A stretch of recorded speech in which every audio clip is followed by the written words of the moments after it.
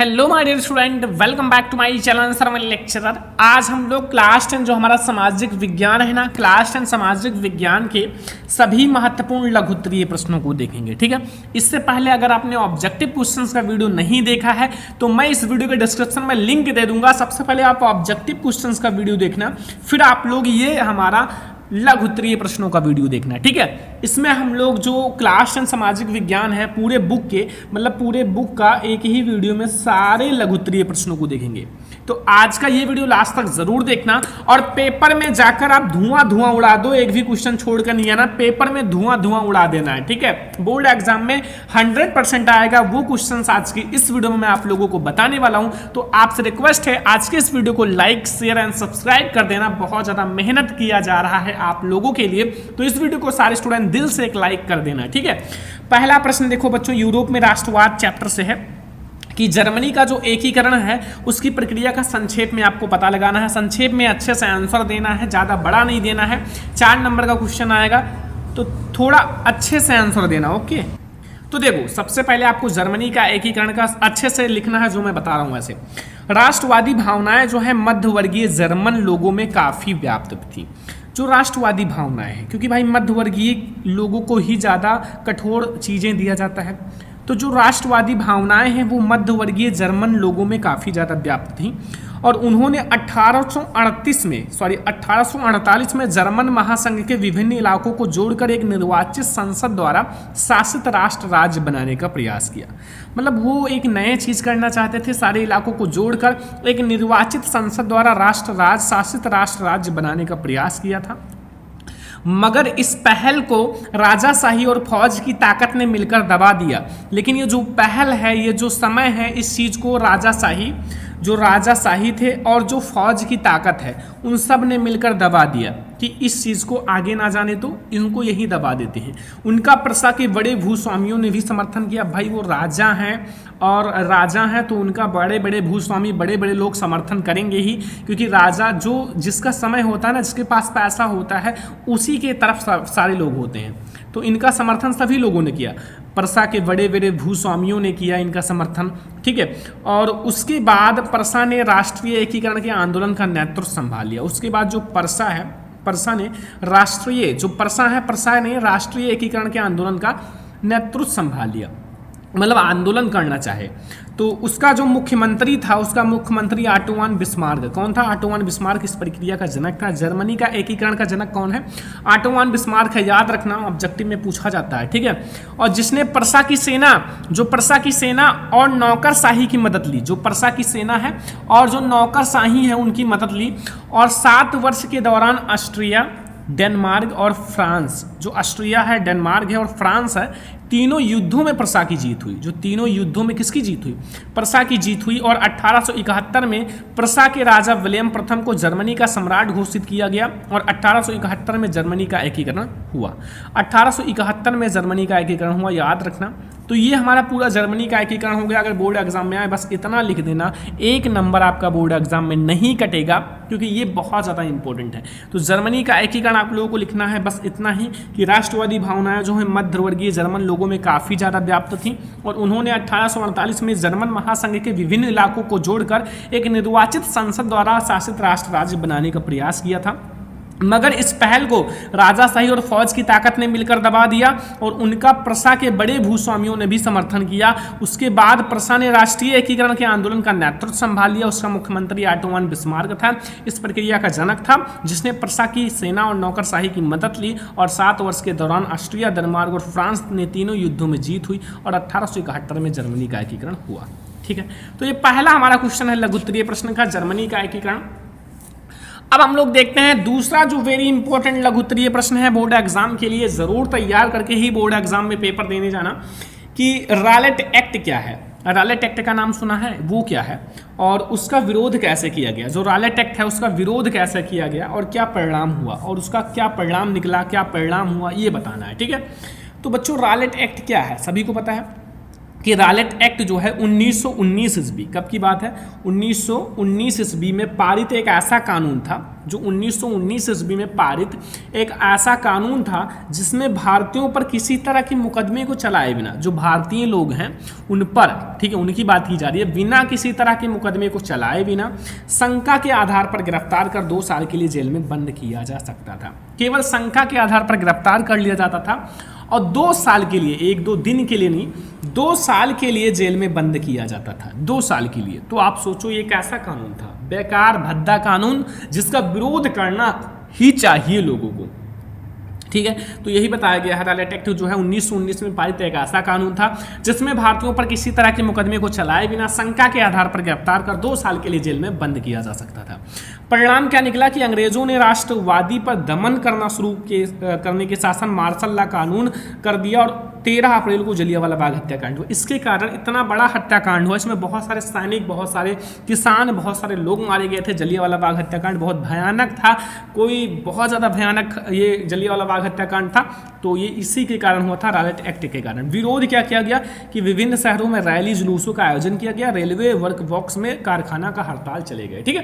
तो ये हमारा बच्चों रॉलेट एक्ट है, रॉलेट एक्ट का परिणाम है, रॉलेट एक्ट का विरोध है। काफ़ी इंपॉर्टेंट क्वेश्चन है, जरूर तैयार कर लेना बोर्ड एग्जाम में, टॉपर बनना है तो अब हम लोग देखते हैं नेक्स्ट नंबर क्वेश्चन नंबर 3, जो बोर्ड एग्जाम के लिए बच्चों वेरी इंपॉर्टेंट है। तो रिक्वेस्ट ही मैं कर सकता हूं कि आप तैयार कर लो, मैं आपके घर तो आ नहीं सकता कि आके आपको बताएं, मारें, पीटें, तो ऐसा कर नहीं सकता। मैं आप लोगों को केवल रिक्वेस्ट कर सकता हूं, और जिसके अंदर अभी भी मोटिवेशन जिंदा है अपने माता पिता के सपनों को पूरा करने के लिए, तो वो तैयार करेंगे। देखो, सत्याग्रह के विचार का क्या मतलब है, वेरी इंपॉर्टेंट क्वेश्चन है। जो सत्याग्रह है, सत्याग्रह के विचार का क्या मतलब है, सत्याग्रह के बारे में बताना है। तो इसके बारे में क्या बताना है, देखो, सत्याग्रह का मतलब होता है कि सत्य के तरफ, सत्य, जो सत्याग्रह का मतलब होता है, सत्याग्रह के विचार का मूल आधार है सत्य शक्ति पर आग्रह तथा सत्य की खोज करना। आपको सत्य बोलना है, सत्य की तरफ आग्रह होना है, ठीक है। तो ये चीज़ है, और गांधी जी इसके प्रबल समर्थक थे तथा इन्होंने इसकी व्याख्या इस प्रकार की है, उन्होंने इनकी व्याख्या इस प्रकार से की है। मैं 2 पॉइंट के साथ समझाता हूं। पहला, अगर आपका उद्देश्य सच्चा है, अगर आपका जो उद्देश्य है सच्चा है, आप सच्चे हो, ठीक है, यदि आपका संघर्ष अन्याय के खिलाफ है, तो उत्पीड़क से मुकाबला करने के लिए आपको किसी शारीरिक बल की आवश्यकता नहीं है। अगर आप सच्चे हो, आप बुराई का खिलाफ हो, अन्याय के खिलाफ हो, तो फिर आपको किसी शारीरिक बल की आवश्यकता नहीं है, आप वैसे ही जीत जाओगे। दूसरा है, प्रतिशोध की भावना या आक्रामकता का सहारा लिए बिना सत्याग्रही के बल अहिंसा के सहारे भी संघर्ष में सफल हो सकता है। बिना किसी के सहारा लिए जो सत्य बोलता है, वो मतलब बिना क्रोध के वो सत्य बोलता है, सत्य की तरफ आग्रह है, तो वो भैया जीत जाएंगे, उनको कोई हरा नहीं सकता। बस ये 2 पॉइंट तैयार कर लो बच्चों। तीसरा नंबर क्वेश्चन में 2 पॉइंट ये तैयार कर लो, बस आपका सारी चीज़ें खत्म हो जाएंगी, ठीक है। क्वेश्चन नंबर 4 देखो स्टूडेंट, भूमंडलीकृत विश्व का बनना चैप्टर से है। अभी तक हम लोगों ने देखा यूरोप में राष्ट्रवाद, भारत में राष्ट्रवाद चैप्टर से। अब हम लोग देखेंगे भूमंडलीकृत विश्व का बनना, ठीक है। देखो, इसमें लिखा हुआ है महामंडी के कारणों की व्याख्या कीजिए। जो महामंडी है उसके कारणों की व्याख्या करनी है। महामंडी का क्या कारण है, क्यों ये महामंडी हुआ, इसके कारण बताने हैं। जब कारण समझोगे तभी तो आप महामंडी के बारे में समझोगे। तो देखो, ध्यान से समझना। देखो, कारण बहुत इंपॉर्टेंट है बच्चों महामंडी का, मैंने देखा है हर साल बोर्ड एग्जाम में आता है। तो 1929 में आर्थिक महामंडी की शुरुआत हुई। देखो, महामंडी की शुरुआत कब हुई, ऑब्जेक्टिव में आता है बच्चों 1929 में। कब? 1929 में आर्थिक महामंडी की शुरुआत हुई, और इस मंडी के कारण निम्नलिखित हैं। इस मंडी के जो कारण हैं वो निम्नलिखित हैं। पहला देखो, औद्योगिक क्रांति के कारण अमेरिका तथा ब्रिटेन में बड़े पैमाने पर उत्पादन कार्य होने लगा था। मतलब जब महामंडी का मतलब होता है बहुत सारे सामान इकट्ठा होना और विक्रेता जो खरीदने वाले लोग हैं वो ना हो, बस। तो औद्योगिक क्रांति के कारण जो अमेरिका है तथा ब्रिटेन है में बड़े बड़े पैमाने पर बड़े बड़े उत्पादन, बहुत ज़्यादा उत्पादन होने लगा, बहुत उत्पादन कार्य होने लगा। और 1930 तक तैयार माल इतना बड़ा भंडार एकत्र हो गया कि उसका कोई खरीदार ना रहा। अब भाई, जब एक बात समझो, जो पैसे हैं, अगर पैसे इतना ज़्यादा छाप दिए जाएं कि पैसे की कीमत ही ना हो, सबके पास बहुत सारे पैसे हों, तो क्या है, उसकी कीमत नहीं रहेगी। वैसे जब बहुत सारे सामान हो गए, लोगों को फ्री में मिलने लगा, तो क्या कीमत, उसकी कीमत खत्म समझो। और कृषि क्षेत्र में, दूसरा पॉइंट समझो, कृषि क्षेत्र में अति उत्पादन के कारण कृषि उत्पादों की कीमतें गिरने लगी। किसानों ने अपनी घटती आय के लिए अधिक उत्पादन करना शुरू कर दिया, किंतु इससे कीमतें और गिरने लगी और खरीदारों के अभाव में कृषि उपज बड़ी की बड़ी सड़ने लगी। अब जब खरीदार ही नहीं रहेंगे तो फिर कृषि किस काम का, जो उत्पादन होता है वो किस काम का, वो भी खराब ही समझो, वो सब खराब ही हो जाता था, सड़ने लगते थे। अमेरिका के शेयर बाजार में शेयरों की कीमत में गिरावट आ गई। जो अमेरिका का शेयर बाजार है, उनका जो शेयर बाजार की कीमत है उसमें गिरावट आ गई और इसकी वजह से वहाँ लाखों व्यापारी का दिवाला निकल गया। अब इसकी वजह से लाखों व्यापारी का दिवाला का मतलब होता है उसकी कंपनी बेकार हो गई, उनकी कंपनी किसी काम की नहीं रही। ठीक है, तो ये 3 पॉइंट याद रखना। महामंडी के कारण, जो बहुत ज़्यादा इंपॉर्टेंट है बोर्ड एग्जाम के लिए, भूमंडलीय विश्व का बनना चैप्टर से ये बहुत ज़्यादा इंपॉर्टेंट है।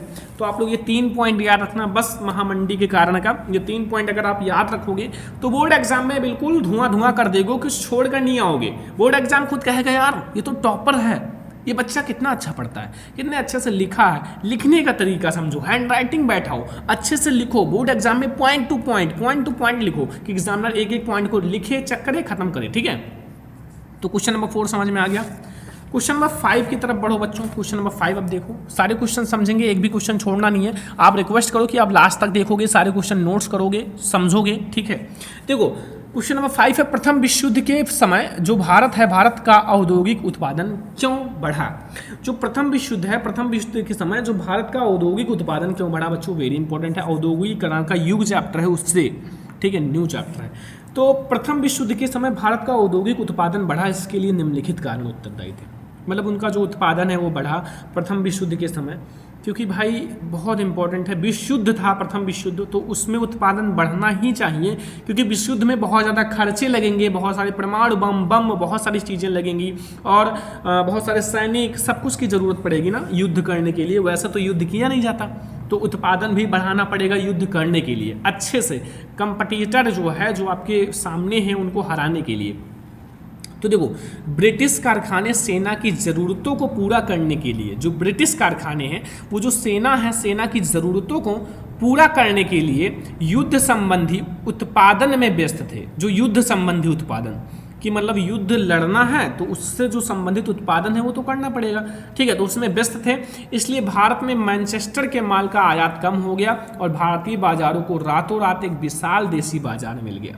अब भारतीय देश जो है उनको रातों रात एक विशाल देसी बाजार मिल गया। ठीक है, ये पहला पॉइंट है।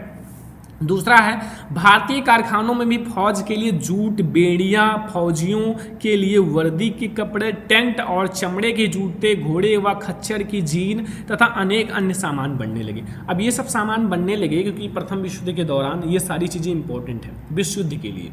ठीक है, कारखानों में जो है फौज के लिए जूट, बेड़ियाँ, फौजियों के लिए वर्दी, कपड़े, टेंट, चमड़े के जूते, घोड़े के खच्चर, सब कुछ ये सब बनने लगे।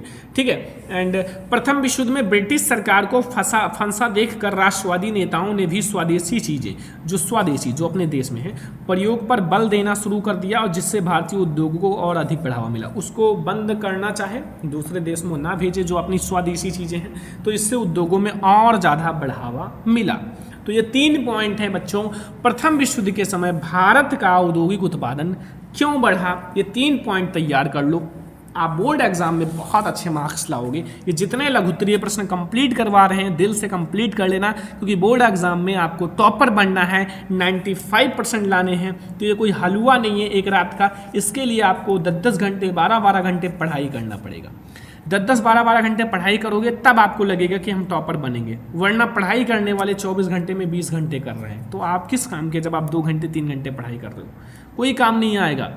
जितने फ्रेंड्स हैं, जितनी चीज़ें हैं, ये सब छोड़कर चले जाएंगे अगर आप सक्सेस नहीं हो। आप सक्सेस हो तो वो आपके पीछे लगे रहेंगे। ठीक है, तो क्वेश्चन नंबर 5 समझ में आया। अब हम लोग देखते हैं क्वेश्चन नंबर 6। क्वेश्चन नंबर 6 देखो, बहुत ज़्यादा इंपॉर्टेंट है, भूगोल का है हमारा, बहुत ज़्यादा इंपॉर्टेंट है। देखो, पहाड़ी क्षेत्रों में मृदा अपरदन की रोकथाम के लिए कदम उठाने जाने चाहिए। देखो, जो पहाड़ी क्षेत्र है उनके मतलब मृदा अपरदन के रोकथाम के लिए कदम उठाने जाने चाहिए, तो वो हम लोग पॉइंट टू पॉइंट अच्छे से समझेंगे। सबसे पहले मृदा कटाव, जो मृदा है, मृदा के कटाव और उसके बहाव की प्रक्रिया को मृदा अपरदन कहते हैं। अगर मृदा का कटाव होता है, मृदा का बहाव होता है, उसके द्वारा मृदा नष्ट होता है, तो वही तो हमारा क्या कहलाएगा, मृदा अपरदन कहलाएगा। मृदा अपरदन का मतलब होता है मृदा का नष्ट होना।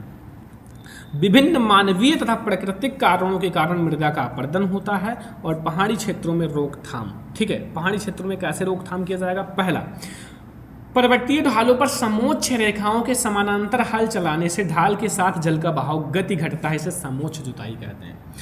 जो पर्वतीय क्षेत्र होता है, पर्वतीय ढाल होता है, उसमें समोच्च रेखाओं में समानांतर हल चलाने से ढाल के साथ साथ जल का बहाव गति कम होता है। और जल का बहाव का जब गति कम होगा तो उससे मृदा अपरदन कम होगा, और इसे हम लोग क्या कहते हैं, समोच्च जुताई कहते हैं। क्या कहते हैं, समोच्च जुताई।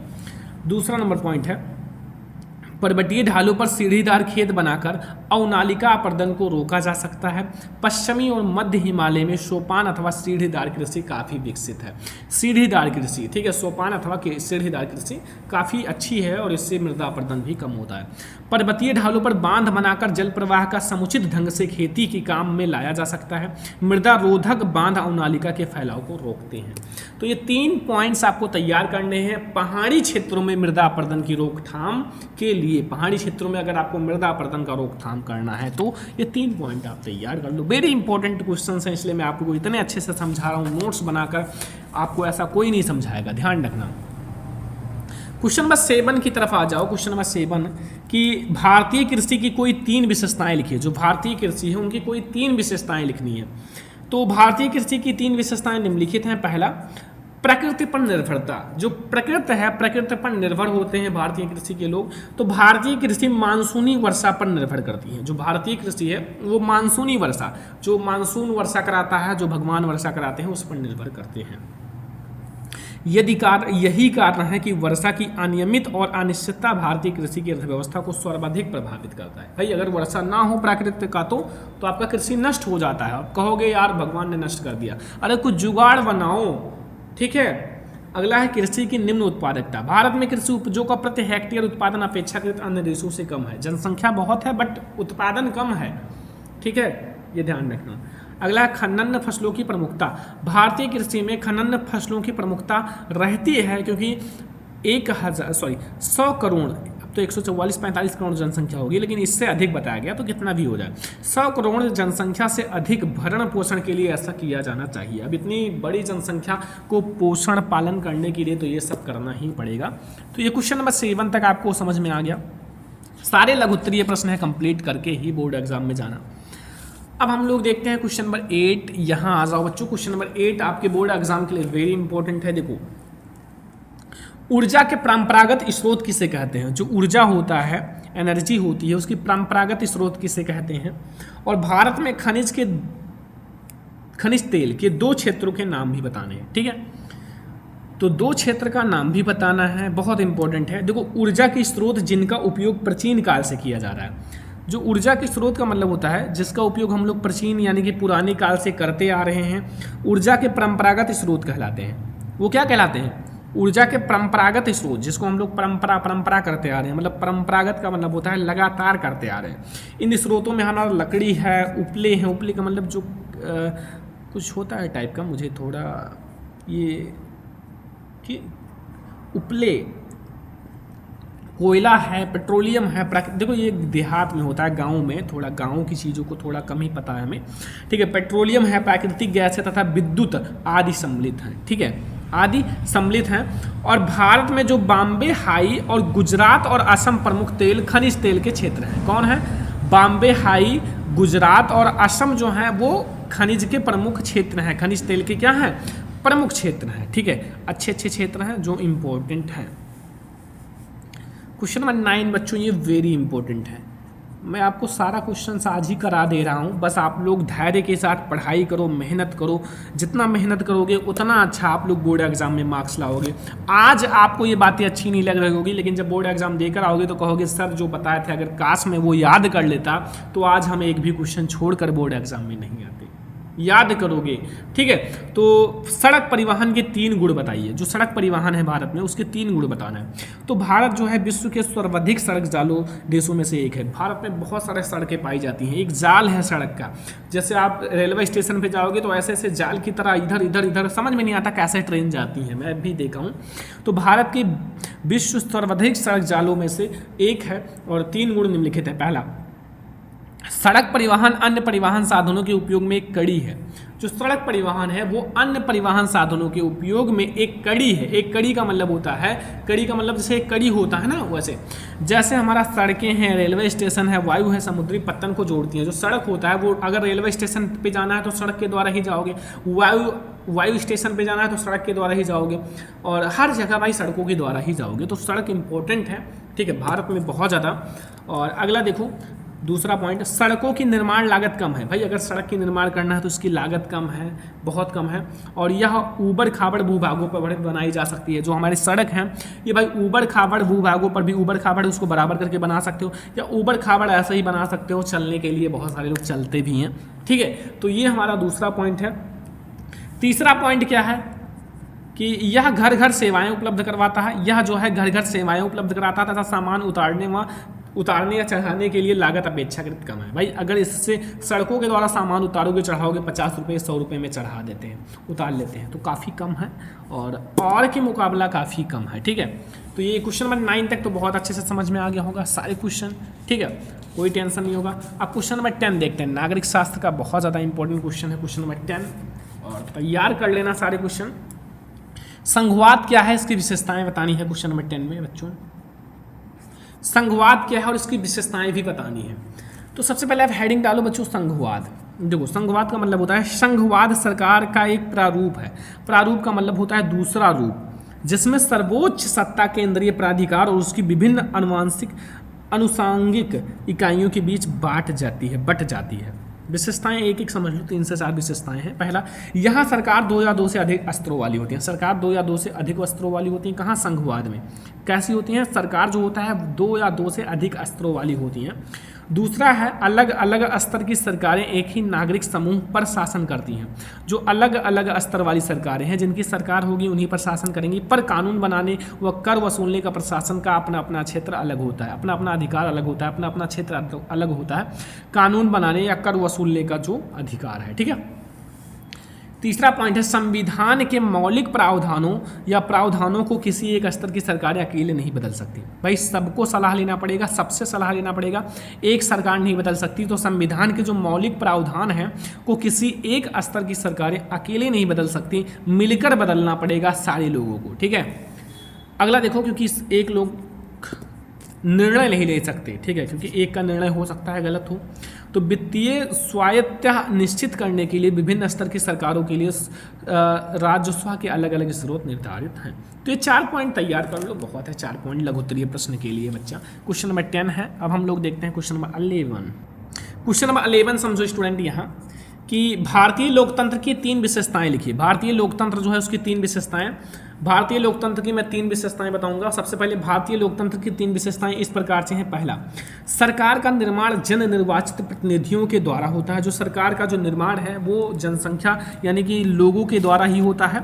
जो लोग होते हैं, जनता होती है, उसके द्वारा ही होगा ना, और वे लोगों के प्रति उत्तरदायी होते हैं, और वो जो सरकार होते हैं वो जनता के प्रति, लोगों के प्रति उत्तरदायी भी होते हैं। दूसरा है, राजनीतिक सत्ता के प्रति के लिए एक से अधिक दलों के मध्य प्रतिस्पर्धा होती है। अगर राजनीतिक सत्ता पर अपना अधिकार जमाना है तो एक से अधिक लोग राजनीति में प्रतिस्पर्धा होती है। समझो इलेक्शन जिसे कहते हैं, इलेक्शन का नाम सुना ही होगा। तीसरा है बच्चों, चुनाव सार्वभौमिक वश्यक मताधिकार के आधार पर समय समय पर होते हैं। जो चुनाव होते हैं वो समय समय पर होते रहते हैं। देखो 5 साल में होता है, कहीं और कम में होता है और ज़्यादा में होता है, ठीक है, बट ज़्यादातर 5 ही साल में होते हैं। तो ये आपको पॉइंट समझ में आए। भारतीय लोकतंत्र की 3 विशेषताएं, मैंने तीनों पॉइंट को अच्छे से लिख कर समझा दिया है। अब हमारा क्वेश्चन नंबर 12 है, प्रचंड बेरोजगारी से आप क्या समझते हैं? शहरी एवं ग्रामीण क्षेत्रों से इसका उदाहरण के साथ अच्छे से व्याख्या करना है, वेरी इंपॉर्टेंट है। तो प्रचंड बेरोजगारी से अभिप्राय ऐसी परिस्थिति से है जिसमें लोग प्रत्यक्ष रूप से काम करते दिखाई दे रहे हैं, मतलब प्रत्यक्ष रूप से सारे दिखाई दे रहे हैं काम कर रहे हैं, किंतु वास्तव में उनकी उपयोगिता शून्य होती है। लेकिन उनकी उपयोगिता शून्य होती है, उनके पास काम नहीं होते हैं, वो केवल दिखावे के लिए होते हैं। अर्थात यदि उन्हें उनके काम से हटा दिया जाए तो कुल उत्पादकता पर कोई प्रभाव नहीं पड़ता। भारत के गांवों में कृषि क्षेत्रों में बड़े पैमाने पर प्रचंड बेरोजगारी पाई जाती है। जैसे भूमि के एक छोटे से टुकड़े पर जरूरत से ज़्यादा श्रमिक काम करते हैं क्योंकि उनके पास कोई और काम नहीं होते, इसलिए प्रचंड बेरोजगारी स्थिति पैदा होती है। इसी प्रकार शहरों में प्रचंड बेरोजगारी छोटी दुकानें तथा छोटे व्यापारों में भी, व्यवसायों में भी पाई जाती है। ठीक है, बस ये हो गया। तो अगर लघुत्तरीय प्रश्न मैंने आपको 12 कुल आपको पूरे बुक से 12 लघुत्तरीय इंपॉर्टेंट क्वेश्चन है, बस ये 12 इंपॉर्टेंट लघुत्तरीय प्रश्न अगर आप कंप्लीट कर लेते हो ना तो समझ लो आप बोर्ड एग्जाम का टॉपर बन जाओगे, कि ये बहुत ज़्यादा इंपॉर्टेंट क्वेश्चन है। तो आज का ये वीडियो आप लोगों को कैसा लगा लघुत्तरीय प्रश्न का, सामाजिक विज्ञान का, कमेंट करके जरूर बताना। ऑब्जेक्टिव क्वेश्चंस का वीडियो नहीं देखा तो लिंक इस वीडियो के डिस्क्रिप्शन में मिल जाएगा। चलो हम लोग मिलते हैं नेक्स्ट इंपॉर्टेंट वीडियो में, तब तक के लिए धन्यवाद।